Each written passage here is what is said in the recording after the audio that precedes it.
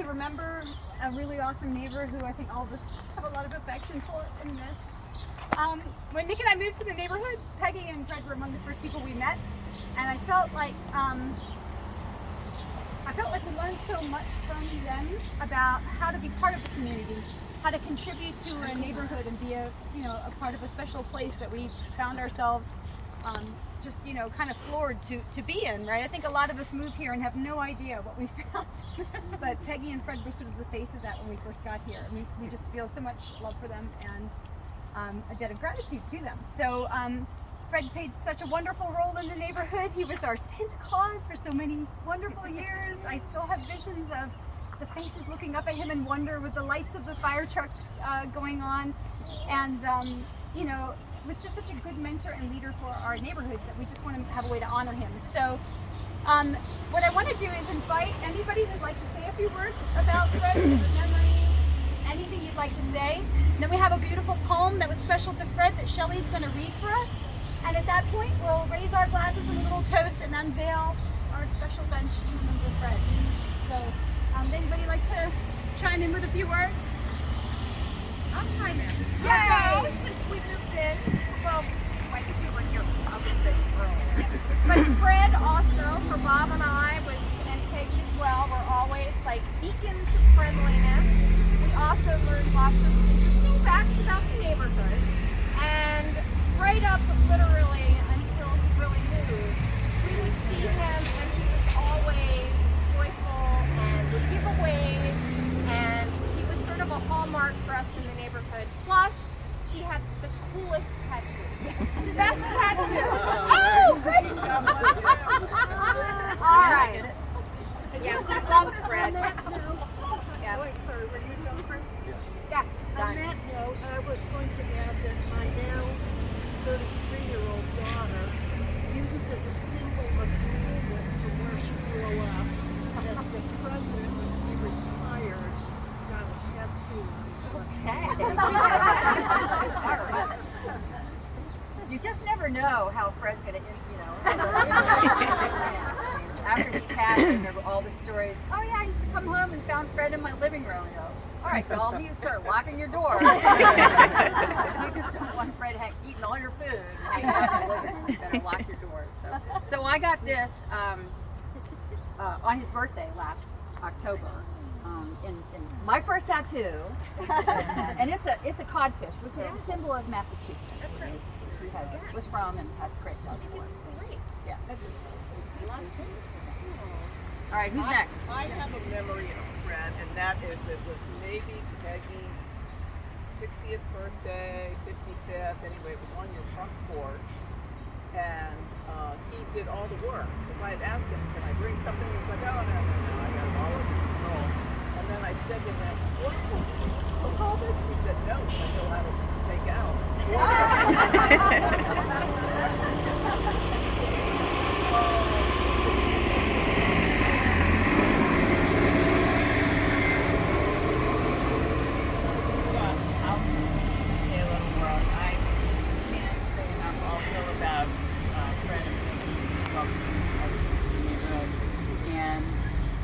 I can't walk by the garden without a Fred being there.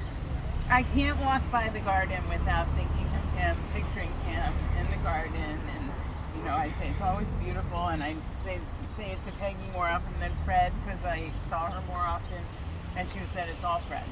It's all Fred, and I appreciate how much you're trying to keep it up, but it's wonderful. and it is. It still looks wonderful, but I know it's not your passion the way it was his passion. And it's a whole lot harder than cutting the grass. And I have to say, having grown up in Massachusetts, I always appreciated that hardening of the Boston accent. So, whenever I would talk to him, it's like, okay, Feels like home. Yeah, you worked very hard to keep that accent. Point of pride. Well, he loved being Santa Claus. He absolutely loved being Santa Claus. It was like maybe the highlight of the year for him when he got to ride that fire truck. And of course, Betty and her crew put all the little goodie bags together, and it was just I didn't know that the kids in the neighborhood probably all think that Santa Claus has a Boston accent. Now they're going to adjust. And they find out it's not true. Well, on the business side, Yeah. although when I came here to Washington, D.C., with what image we have of Washington, D.C., I was stunned that I lived on the corner and they had a picnic. I mean, we had a Santa Claus coming in on the fire truck with a bonfire and all the neighbors coming up singing carols. I mean, I was stunned by it, frankly. And that was my beginning to know this neighborhood was kind of unique, a little different, and a little gem. And on the business side, because he'd been here for a while, he'd been involved in a lot of things, more than I can even mention or even know probably. Anytime we had a question, because I was trying to write down some of the history, particularly of the traffic committee and some of the things we had done in the neighborhood over the years, because I'd never been before. He was the one that filled in the gaps. And I don't always ask, but is there anything else you can think of that I left out? But I didn't have a big social involvement with him, except that I never saw him without a smile and a good. And I know he was there for everybody. Of course, Save Our Seminary, the work that he did there. I mean, we could have had, you wouldn't believe the things that they had suggested possibly we had here. One of them, I think, was a huge car dump or something. Well, I think the Army wanted it to be a landfill. Seems to me. I was kind of rooting for the University of Maryland, but I kind of was okay with it. Well, it was, you know, I honestly, I mean, Save Our Seminary was there were a lot of things that contributed to the saving the seminary, but Fred was president at a time when it had to be sold to the neighborhoods, not just our neighborhood, but the other surrounding neighborhoods. And he had this unique ability, which he did in his work all the time. He had this unique ability to take a room full of people with different ideas, and he would listen to that person and listen to that person and listen to that. He would put it all together, and by the time those people walked out of the meeting, he had an answer, and they all thought it was their idea. It was absolutely magical. I mean, he consolidated all of the Red Cross chapters in San Francisco, California, that they were sitting together. You can imagine the turf battles that involved that he negotiated with. So 6 neighborhoods until the turn nothing. Hi, I'm Cynthia's sorority sister, her line sister, and there's only 4 of us here. And I'm also on the AV committee. Oh no! Oh no! Hold my drink. Are you too far from the phone? No. That was very secret. Alright, hold on a second. Technical difficulties, but we'll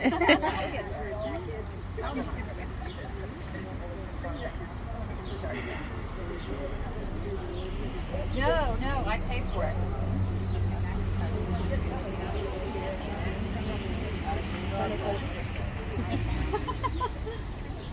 Not convenient anymore.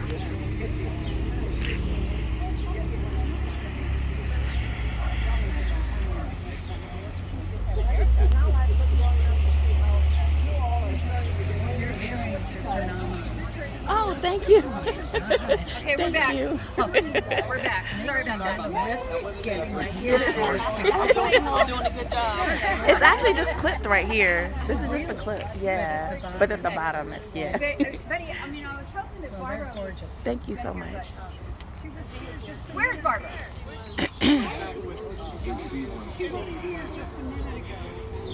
Well, she chose a poem that was one of Fred's favorites, and I've asked Shelley to read it. So come on up so the kids can hear too. Okay. By the way, I did not write this poem, but I wish I had. It's called When Death Comes. When death comes like a hungry bear in autumn, when death comes and takes all the bright coins from his purse to buy me and snap me shut.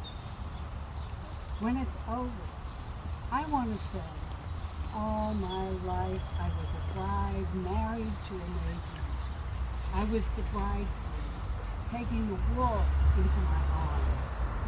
When it's over, I don't want to wonder if I have made my life something particular and real. I don't want to find myself sighing and frightened or full of argument. I don't want to end up simply having visited this world. Like I said, I wish I had written it myself. It's Mary Oliver, one of Fred's favorite poets. So, all right. Couldn't help but think today, I'm sorry, I couldn't help but think today that Fred was up there saying, oh, they're raining on my parade. Yeah. Probably about what he would have said. Right. The second humidity. Yeah, that's right. Get rid of the humidity. There you go. That's right. Okay. So, any last thoughts before we? Yeah, Jim. Ted was a big jazz fan. Yep. That's my way. From my days of trying to play trombone in a band, I got to know legitimate musicians. Sonny Fortune was played with Miles. And Sonny would call me when he was coming to town, when he was in New York band, so and I was going to go, and I asked Fred, what's the song? He said, James. And we sat and we had a table. And at the break, Sonny Fortune came over and sat at our table. And Fred's smile was so bright, they had to turn the lights down. Thank you, Jim. Okay, all right.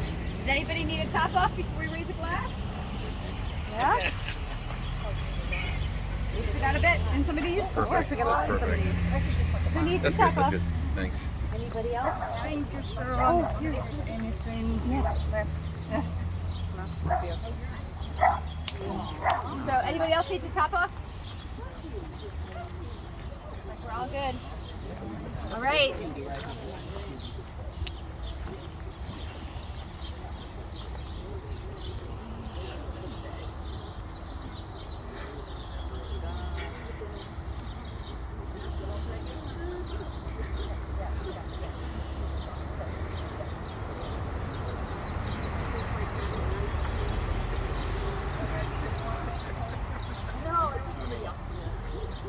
Would anybody like to make the toast?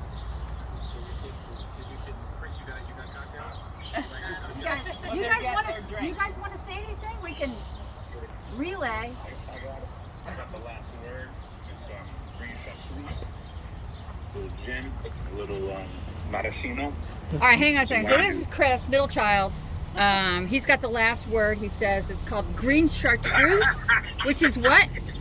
Gin and what? No, the drink is called the last word. The last word. Drink is called the last word. Whoop, he's got. It's a gin from Vermont, where Dad's family immigrated through. Very near, about 10 miles away. Okay. It's a French liqueur called chartreuse, and it's a northern Italian maraschino liqueur called Luxardo, and So did you make? and a little bit of lime juice. Did you make this up? No. Oh. The answer is yes. It reminds me of Dad. Oh. The last word. I can't. That's the last word. And he liked gin, and he liked northern Italy, and it was good. Yes. A lot of good stuff. Very good. Well done. Well done. Good Well job. done. Way to salvage that, Hi, Chris. honey. Yeah. Okay. That's it. With that. That seems like a pretty good toast to me. Yep. Okay. To Fred. To Fred.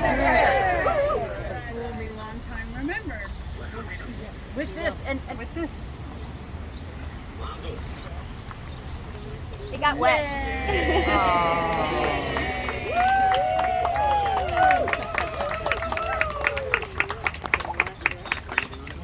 Special thanks to Sean Bruce for putting the plaque on the thing. Do you want to On the read it? bench. Yes, I'd love to. One of you guys want to read it?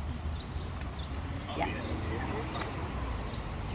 Sure. Since you're close. Okay. It says, in loving memory of Fred Gervasi, 1943 to 2022, our very own Saint Nick, beloved friend, leader, and advocate for Forest Glen Park and National Park Seminary.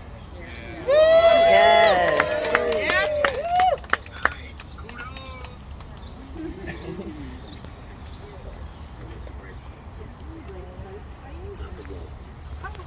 Thank you guys. Can I just quickly say, on behalf of FGP CA. Thank you to Sharon for putting this all together. She led the effort. We spent many hours, most of them are Sharon, on the idea. And thank you for allowing us to honor Fred in this way. It took a lot more effort than any of us would have thought. You would not believe. It's strange.